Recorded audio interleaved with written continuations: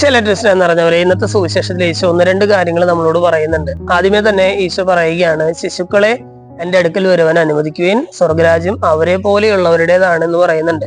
എന്നിട്ട് നമ്മൾ ഇത്തിരി കൂടി മുന്നോട്ട് വായിച്ചു പോകുമ്പോൾ ഏകദേശം ഇതുമായിട്ട് കണക്റ്റഡ് ആകുന്ന ഒരു വചനവും കൂടി ഈശോ നമ്മളോട് പറയുന്നുണ്ട്. ഒരു സംഭവം കൂടി അവിടെ സുവിശേഷം വരച്ച് കാണിക്കുന്നുണ്ട്.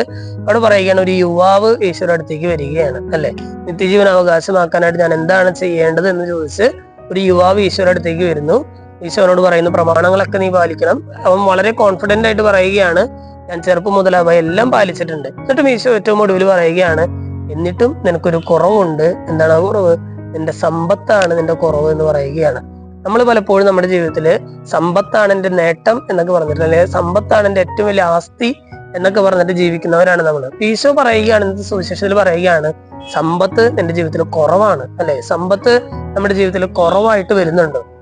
പലപ്പോഴും ഈ ശിശുക്കളുടെ ജീവിതത്തിൽ വളരെ ഫ്രീ ആയിട്ട് അവർ ഇടപഴകാൻ കാരണം അവർക്ക് പ്രത്യേകിച്ച് ടെൻഷനൊന്നുമില്ല. നമ്മുടെ ജീവിതത്തിൽ എപ്പോഴാണോ സമ്പത്ത് കടന്നു വരുന്നത്, എപ്പോഴാണ് ഞാൻ ദൈവത്തെക്കാളും കൂടുതലായിട്ട് സമ്പത്തിന് പ്രാധാന്യം കൊടുത്ത് തുടങ്ങുന്നത്, ആ സമയത്ത് നമ്മുടെ ജീവിതത്തിൽ ടെൻഷനൊക്കെ കയറി വരാനായിട്ട് തുടങ്ങുകയാണ്.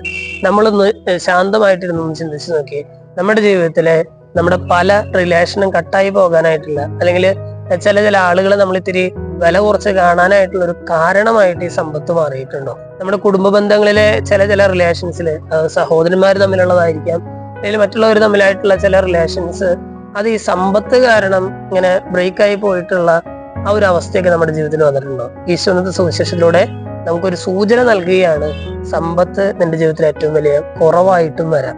ഇന്നത്തെ വചനഭാഗം കേട്ട് കഴിയുമ്പോൾ കുഞ്ഞുങ്ങളെ പോലെ ആകാനായിട്ട് നമുക്ക് പരിശ്രമിക്കാം. അതുപോലെ തന്നെ ദൈവമാണ് എൻ്റെ ഏറ്റവും വലിയ സമ്പത്ത് എന്നുള്ളൊരു മനോഭാവത്തോടെ ജീവിക്കുന്നവർക്കൊക്കെ ആയിട്ട് നമുക്ക് പ്രാർത്ഥിക്കാം. ദൈവം എല്ലാവരെയും സമൃദ്ധമായിട്ട് അനുഗ്രഹിക്കും.